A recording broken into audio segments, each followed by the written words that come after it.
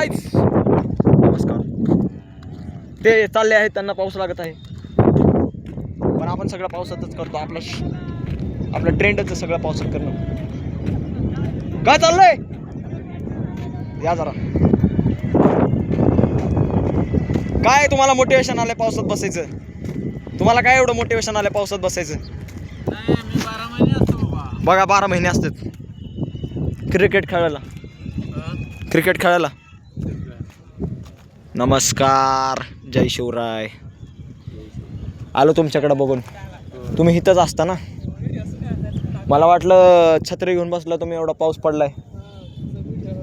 खेळण्यासाठी आणि रोज अटॅचच आहे ग्राउंड. चला सांगा आता मला की फिटनेस आजकालचे लोक जे करत नाहीत, तर ते जे नाही का आता आजकालचे लोक जे लाईफस्टाईल जे झाले ते झोपेला बिपेला मारून जर जॉब करतात, तर त्यांच्याबद्दल तुम्हाला काय म्हणायचं आहे? फिटनेस किती महत्त्वाची आहे? फिटनेस फार महत्त्वाचं आहे, पण आहे ना? लोक आळशी झालेले. पण असं का वाटतं तुम्हाला? का लाईफस्टाईलमुळं का कशामुळं? लाईफस्टाईल बदललेली. मला तर खूप भंगार वाटतं बघा, ते नाईटचा जॉब करायचा, परत ते झोप बेप. रात्र ही झोपण्यासाठी दिलेली, दिवस हा कष्टासाठी दिलेला. पण आता आजकालचं जे वातावरण झालंय ते लाईफस्टाईल झाली, तर ते कसं काय मग आता पूर्ण तुमच्या ह्याच्याने चुकीचं आहे 100%. आहे ना? त्याच्याने हेल्थवर काय परिणाम होतो? घोडा लागतो सगळा हेल्थला. त्याच्यामुळे तर आपली एज कमी झाली असेल असं वाटतंय का तुम्हाला? वाटतं नाही, आहेच ती. आणि परत खाण्यामध्ये पण फार बदल झाला. खाण्यामध्ये ना? आजकालचे लोक पिझ्झा बर्गर खातात. काय म्हणजे काय बदल झालाय? ते हायब्रिडचे पण यायला लागले, त्याच्यामुळं का कशामुळं? सगळं औषधासहित सर्वच. औषध सकट म्हणजे आता सगळंच मॉडर्न आहे, मशिनीमध्ये मॉडर्न आहे. औषध गोळ्यावर जगावं लागेल लोकांना भविष्यात. म्हणजे फिटनेस नाही पेक्षा जास्त औषध गोळ्या. मग आता ते कधीच चेंज होईल नाही होत? शक्यच नाही. अच्छा. आणि ते आता ते शेती बीती पण पूर्ण चालले वाटतं. पूर्ण झालं.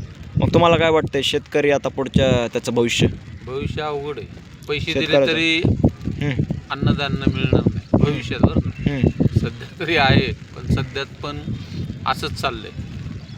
पण आणखी फ्युचरमध्ये पैसे दिले तरी आरोग्य आणि अन्नधान्य मिळणार नाही. म्हणजे आता ते कमी होत चाललंय. कमीच होत जाणार. अजून काय बदल होतील फ्युचरमध्ये वातावरणामध्ये? सर्व मायनसच होणार. मायनस. एज किती राहणार? त्रास होत जाणार लोकांना. एज किती राहील माणसाची? तसं काही नाही, पण कमीच होणार ना एज. आणि एज कमी होण्यापेक्षा वाढण्यापेक्षा ही महत्वाचं आहे की तो जगतोय कसा, आनंदाने जगतोय का असं अडथळे येत जगतोय. हे महत्वाचं आहे. आजकाल मी नोटीस करतोय, माणूस जगण्यासाठी आलेला माणूस आज मरतोय मेलेल्या गोष्टीसाठी, आणि नंतर तो रोज मरतोय. रोज जगत नाही, रोज मरतोय तो. त्यालाच कळत नाही. बरोबर आहे. कशासाठी बोलतोय, कशासाठी करतोय, कशासाठी जगतोय. स्वतःला एक प्रश्न विचारत नाही, मी का करतोय, हे का करतो, ते विचारणार पण नाही माणूस. बरोबर आहे. मग आपल्याला जगणं म्हणजे काय तुमच्या ह्याच्याने? जगणं म्हणजे ज्याच्या त्याच्या आता DNA वर आहे, त्याला कसे संस्कार टाकलेत, तो किती स्वतःला सावरून घेईल आणि जगण्याचा अर्थ समजून घेऊन जगत राहील. अच्छा. प्रत्येकाच्या ह्याच्यावर आहे. आणि प्रत्येकजण जर असे विचार करत गेले तर कोणीच जगणार नाही व्यवस्थित. जगणाऱ्याला पण जगायला मिळणार नाही. कुणामुळं? बाकीच्या लोकांच्या चुकामुळे. असं झालेलं आहे आता. अच्छा. आणि त्यांनी बहुतेक मला असं वाटतं आता ते झाडं बिडं कापतात. ते तर आहेच की. ती तर 25 जुने परिणाम आता बघायची वेळ आली. 20-25 वर्षापूर्वी घडलंय, त्याचे साईड इफेक्ट येते आता. अच्छा. आणि कुठले झाडं अजून पण कापले जातात? हो. तिकडं मथुरा नाही तर तिकडचे झाडं कापले चाललेत वाटतं अजून. नाही, उलट तिकडं तर जास्त आहे प्रमाण झाडांचं, तरी फरक नाही पडणार. पण आपल्या मराठवाडा वगैरे जे आहे ना, इकडं तर अजून पाऊस पण नाही पडत आधीच. तिथंच 20-25 वर्षापूर्वी वृक्षतोड झालेली आहे ना, तीच भोगतोय. अच्छा. आणि पुण्यामध्ये काय वाटतं तुम्हाला, कसं आहे आपल्या पुण्यामध्ये? पुण्यात म्हणजे काय, आधुनिक क्षेत्र असल्यामुळं कुणाकडं लक्ष नाही. आहेत सांभाळणारे, पण त्यांच्याकडं लोकांचा प्रतिसाद पाहिजे ना. लोकांचा प्रतिसाद पाहिजे कुठल्या पण गोष्टीला, तरच ते म्हणजे आजकाल सगळं पॉसिबल आहे. इकडं तिकडं हा. कोणालाच कोणाची लिंक नाही असं झालंय ना. क्वालिटी नाही का गुणवत्ता नाही, काय नाही काय नाही काय नाही. हम्म. आल्याला दिवस. हम्म. लोकांना कळत बी नाही लाईफ किती लवकर चालली आजकाल. हा दिवस लय फास्ट चाललाय. हो आता जून महिना गेला, आता जुलै. जुलै आला. म्हणजे तुम्हाला कळलं का जून कधी गेला आणि जुलै, एक जानेवारी कधी आलं, हो असंच चाललंय ते. असं चालू. तर मला एक गोष्ट विचारायची, आजकाल ते मोबाईलच्यामुळे ते डिप्रेशन पण जास्त वाढलं, तर त्याचं मेन रिझन काय वाटतं तुम्हाला? मेन रिझन काय मोबाईलमुळेच चालले. लोक आळशी झालेले आहेत. हम्म. त्यांचं कॉन्सन्ट्रेशन कमी झालंय. हम्म. आता तुम्ही इथे येऊन बसलाय बरोबर, तर मला तर कुठला असा माणूस नाही दिसला, म्हणजे आता तिकडं ज्यांचे वय झाले ते बसलेत, मागच्या काळातले माणसं होते Generation, हा. ते फक्त बसू शकतात, पण मला तर कुठला यंग पोरगांना दिसलं इथं बसताना असं आलोन. नाही ना, तो बिझीच आहे.